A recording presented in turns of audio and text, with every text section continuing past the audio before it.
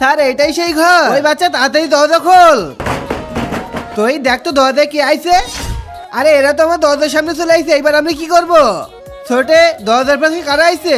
তাড়াতাড়ি খোল, না হলে আমরা দরজা ভেঙে ফেলবো কিন্তু। ভাই আমাকে একটু বাঁচিয়ে নাও, এদেরকে বলো আমি ঘরে নেই।